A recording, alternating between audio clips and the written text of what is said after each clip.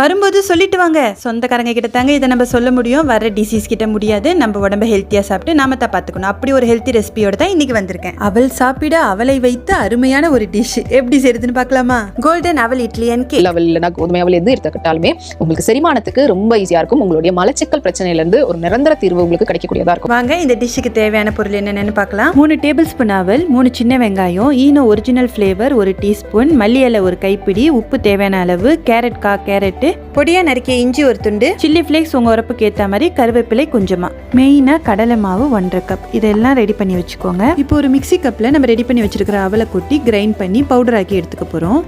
Items எல்லாம் ready பண்ணிட்டீங்கன்னா குயிக்கா 5 நிமிஷத்துல செஞ்சிடலாம். வாங்க இப்போ ஒரு பவுல்ல 1.5 கப் கடலை மாவை சேர்த்துக்கோங்க. இதுல கொஞ்சமா தண்ணி சேர்த்து கட்டி இல்லாம நல்லா மிக்ஸ் பண்ணிக்கோங்க.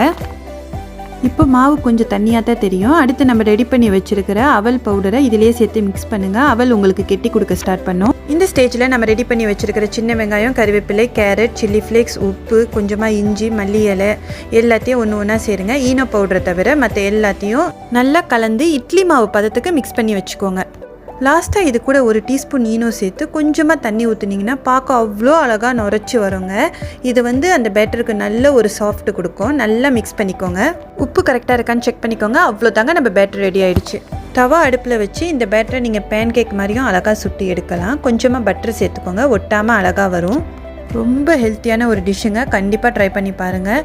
அடிக்கடி தோசை இட்லின்னு எடுத்துக்கிறீங்களா? அப்போ இது உங்களுக்கு ஒரு நல்ல அல்டர்னேட்டிவாக இருக்கும். Full of protein. டயபெட்டிஸ்க்கும் சரி டயட்டுக்கும் சரி ரொம்ப ரொம்ப நல்லதுங்க.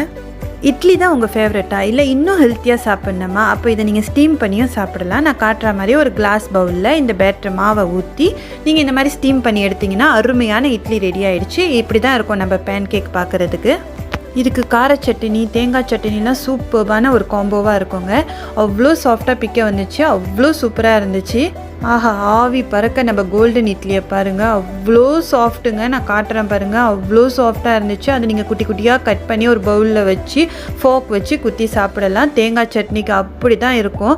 இது உங்களுக்கு ரொம்ப ஃபில்லிங்காக இருக்கும். நீங்கள் பேன் கேக்கோட கம்பேர் பண்ணிங்கன்னா இது இன்னும் உங்களுக்கு ஃபில்லிங்காக இருக்கும். கண்டிப்பாக மஸ்ட் ட்ரைங்க. சாப்பிட்டு பார்த்துட்டு எப்படி இருந்துச்சுன்னு கமெண்ட்டில் சொல்லுங்கள். வீடியோ பிடிச்சிருந்தா கண்டிப்பாக லைக் பண்ணி உங்கள் ஃபேமிலி அண்ட் ஃப்ரெண்ட்ஸ் கூட ஷேர் பண்ணுங்கள். இன்னும் ஹெல்த்தியான இன்ட்ரெஸ்டிங்கான ரெசிபிக்கு நம்ம சேனலை சப்ஸ்கிரைப் பண்ண மறந்துடாதீங்க. தேங்க்ஸ் ஃபார் வாட்சிங்.